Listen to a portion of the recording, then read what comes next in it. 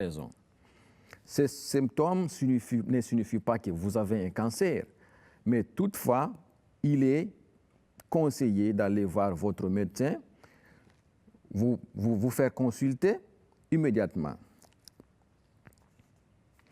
Il y a un simple test de dépistage qui semble pour cacher des traces de sang dans votre pouls ou ce que nous appelons le caca et peut vous aider à trouver les cancers des intestins au début. Ces tests peuvent être faits à la maison avec un kit de tests ou bien vous les envoyez pour avoir le résultat.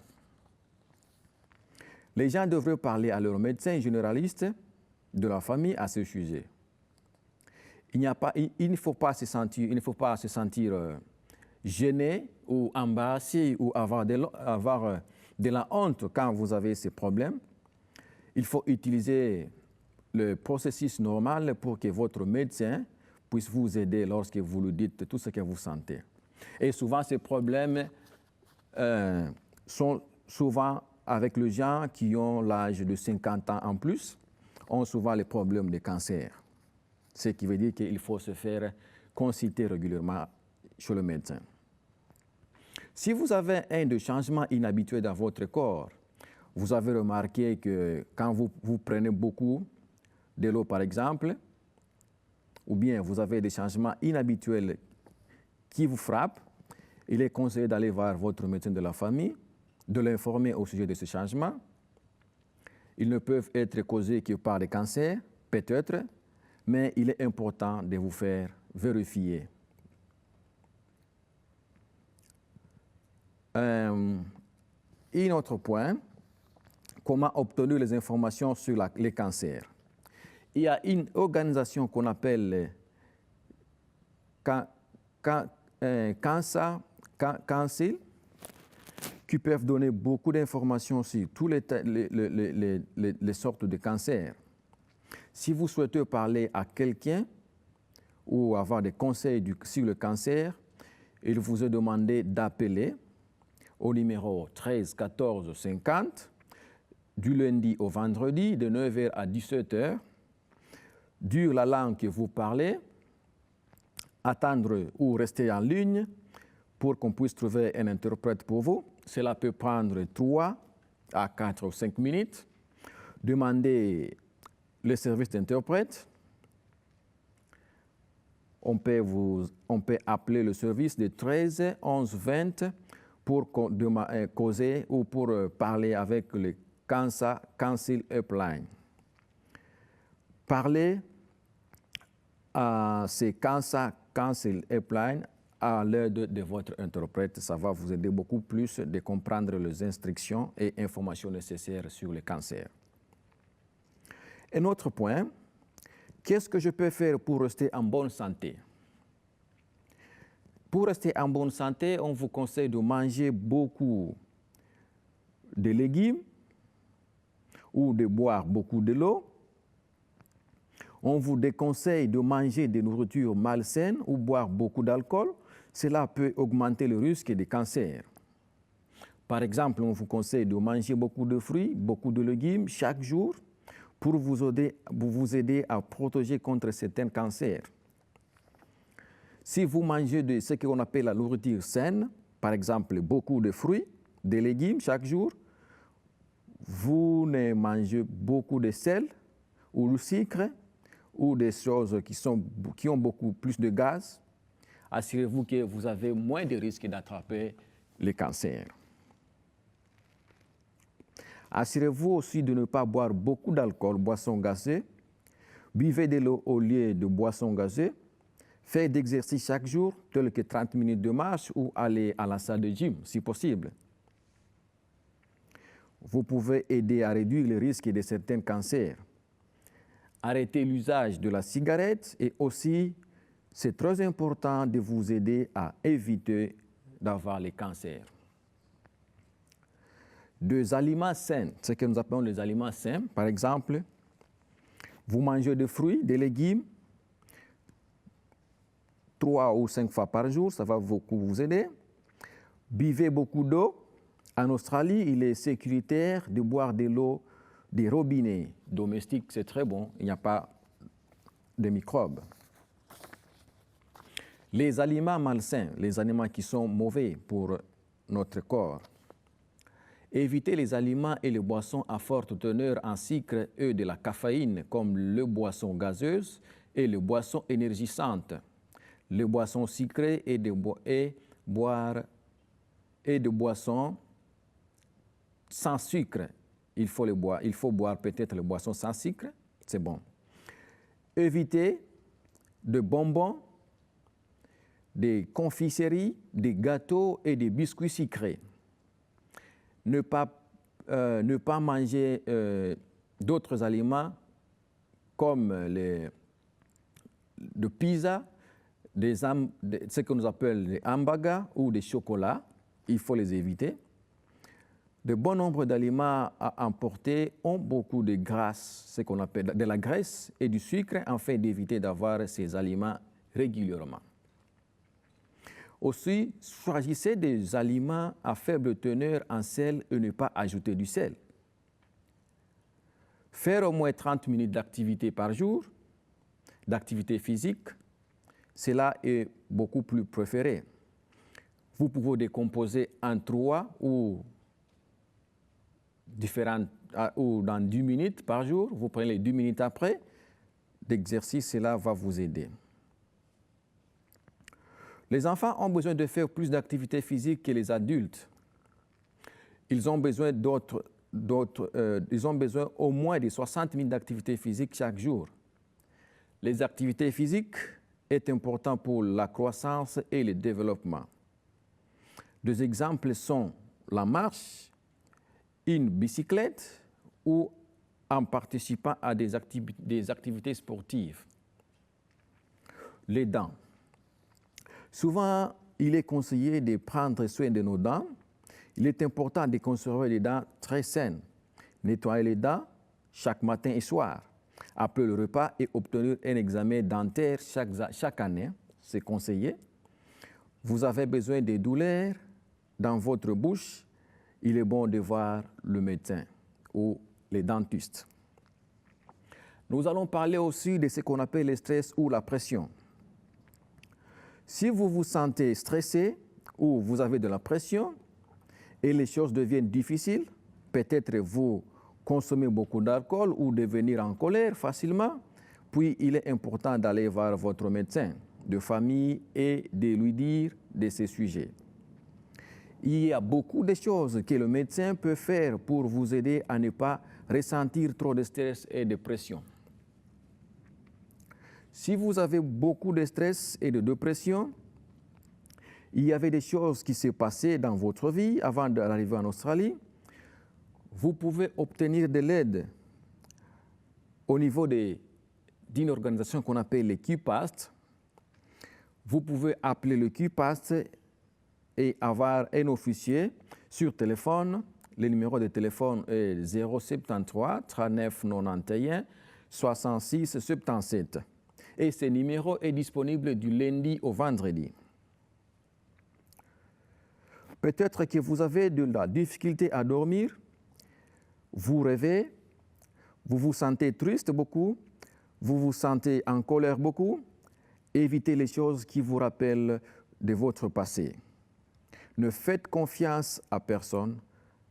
N'arrivez à même pas à se concentrer.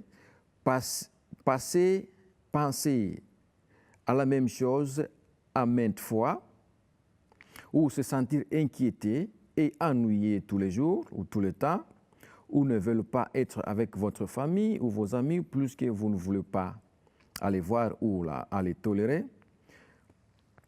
Si vous avez ces symptômes, il est beaucoup mieux de parler avec votre médecin de la famille et d'obtenir de l'aide pour votre stress et votre pression.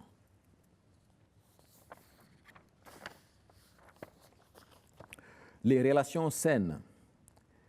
Beaucoup de changements se produisent quand vous venez à l'Australie. Par exemple, la culture est différente. Il existe différentes règles et ententes sociales différentes sur ce qui est acceptable dans vos relations avec votre famille. Le voyage vers l'Australie ainsi que les difficultés que vous pouvez rencontrer au lieu de stress sur toutes les relations, en particulier sur ceux qui sont le plus proches de nous, nos familles. Si vous êtes mécontent ou vous avez eu des arguments ou vous êtes en colère avec votre famille, souvent il est important d'aller voir votre médecin et vous lui parler de cette situation et il peut vous obtenir de l'aide pour changer cette situation. En Australie également, le bagarre, frappant et autres violences à d'autres personnes, en particulier à votre femme et à vos enfants, c'est strictement interdit et ce n'est pas acceptable ici en Australie.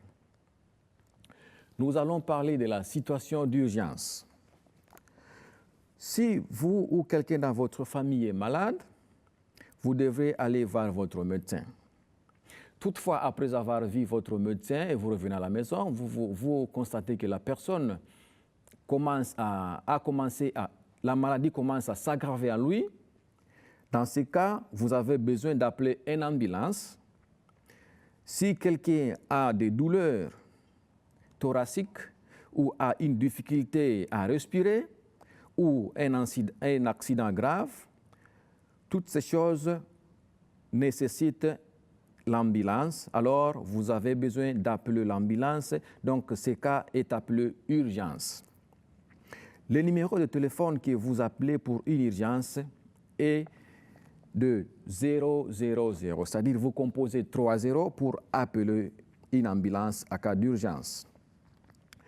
L'opérateur vous demandera si vous souhaitez que la police vienne ou si vous avez besoin du pompier en cas où il y a une maison qui est en train de se brûler, ou si vous avez un cas d'urgence, une personne est malade, vous avez besoin d'une ambulance, vous allez dire à l'opérateur ambulance.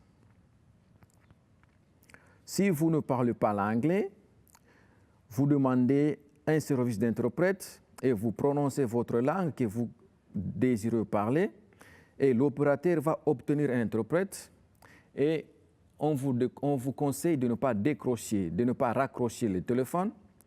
Restez toujours en ligne afin qu'on puisse trouver l'interprète pour parler votre langue. Il est important de rester calme et vous aurez besoin de dire ce qui est l'urgence.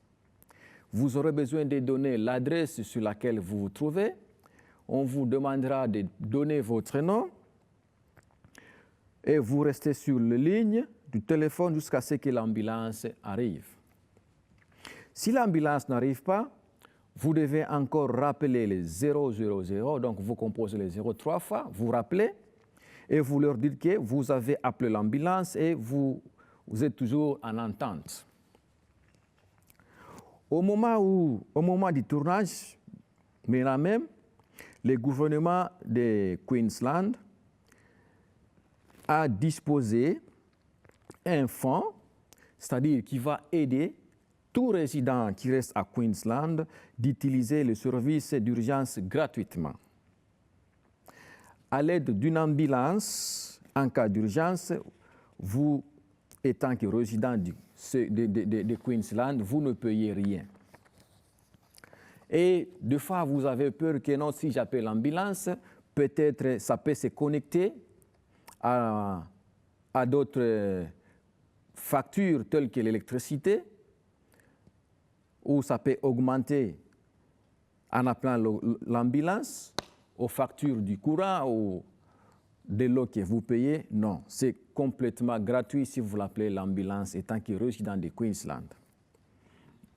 Si vous voulez en savoir plus sur les coûts et vos circonstances particulières, vous pouvez sonner le numéro d'interprète sur 13 14 50, demandez votre langue, demandez à l'interprète de sonner l'ambulance sur leur numéro de téléphone normal qui est de 12 13 33 et vous pouvez demander les coûts d'utilisation d'une ambulance en cas d'urgence à l'aide de l'interprète. Carte d'assurance médicale, ce que nous appelons le Medicare Card. Vous pouvez utiliser votre carte d'assurance malade pour obtenir un traitement gratuit ou subventionné lorsque vous voyez votre médecin. Vous utilisez votre carte d'assurance médical pour un soin gratuit.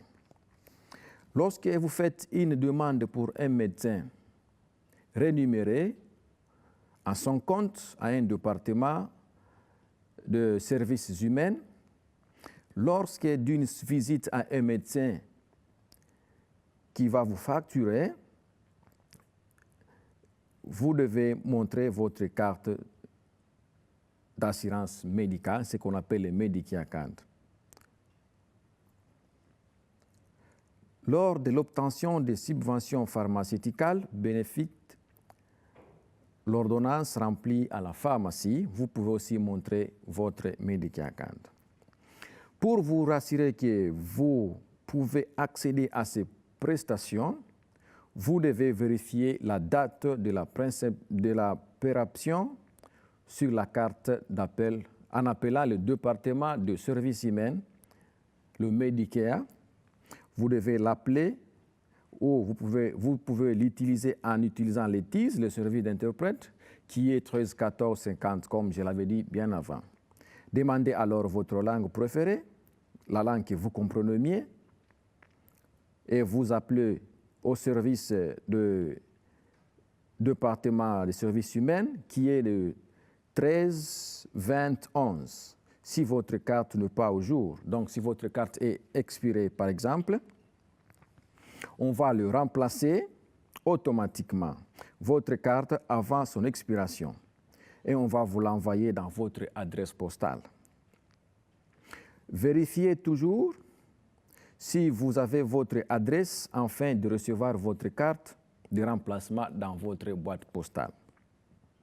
Si vous avez besoin de corriger des détails quelconques, vous le faites avant qu'on puisse vous envoyer.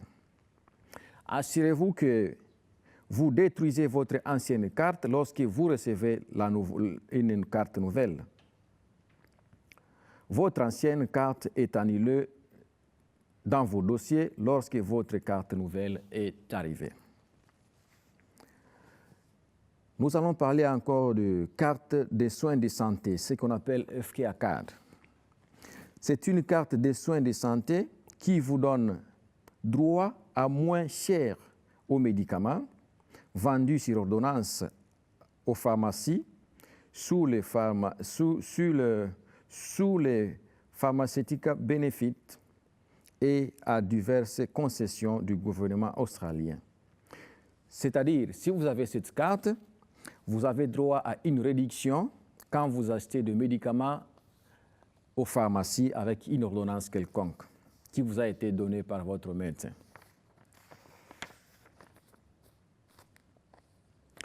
Nous allons parler des consentements et de la vie privée. Nous commençons avec les consentements. Avant de recevoir un traitement d'aucun médecin ou une personnel médical, infirmier ou docteur, vous devez donner votre consentement, c'est-à-dire vous donner votre accord. Assurez-vous que vous avez besoin de cerner bien les traitements avant de vous donner la permission pour se produire. Habituellement, vous devez faire en parlant et en posant des questions et en disant oui ou non au médecin pour commencer le traitement. Parfois, vous pourriez avoir besoin de signer un formulaire de consentement par écrit. Vous pouvez demander à un ami ou à un membre de la famille de vous aider si vous le souhaitez. Ou vous pouvez demander à un interprète pour lire le formulaire pour vous et pour donner votre consentement après avoir compris ce qui vous a été expliqué. Il est trop fréquent que vous devriez signer un formulaire si vous rencontrez un test spécial ou une opération quelconque. Vous devez vous rassurer de bien comprendre ce qui va se passer avant de signer le formulaire. Vous pouvez demander à un interprète si vous ne comprenez pas l'anglais ou si vous ne comprenez pas la langue en question. Si vous ne comprenez rien, vous ne devriez pas signer un formulaire pour votre opération, par exemple, avant votre opération. Généralement, un parent ou un adulte ou un aide-soignant peut donner son consentement pour des enfants de moins de 18 ans. Cependant, il arrive parfois qu'un enfant moins de 18 ans peuvent fournir leur propre consentement si un médecin estime que l'enfant est assez vieux et a une maturité suffisante pour comprendre ce qui se passe pour donner le consentement au docteur. La vie privée. Chacun a droit à la vie privée. Pour plus d'informations sur eux et leur santé, soit gardée confidentielle. Cela signifie que tout travailleur de la santé qui seront seulement pour donner de l'information à d'autres professionnels de la santé qui sont réellement impliqués dans la prestation de vos soins de santé, cela signifie que l'information ne peut être donnée à votre famille ou à vos enfants à moins que vous donniez votre autorisation. Certaines lois exigent que les personnes de santé pour donner de l'information à d'autres ministères, tels que des renseignements sur la naissance de bébé, par exemple, si un bébé est né, des informations sur les décès, par exemple, si quelqu'un est mort, et d'informations sur le vaccin et de maladies infectieuses. Mais cette information est alors également maintenue privée, que les mêmes règles s'appliquent partout. Les interprètes sont également formés à suivre les mêmes règles et ne doivent pas parler des choses qu'ils ont interprétées pour vous à d'autres personnes, même s'ils proviennent de votre communauté. C'est-à-dire, même si l'interprète est de votre communauté, il est demandé de garder le secret, il n'est pas capable, il n'est pas obligé de raconter l'histoire qu'il a interprétée à d'autres personnes de votre communauté. Merci de m'avoir écouté. Nous avons terminé notre session. Merci et bonne chance.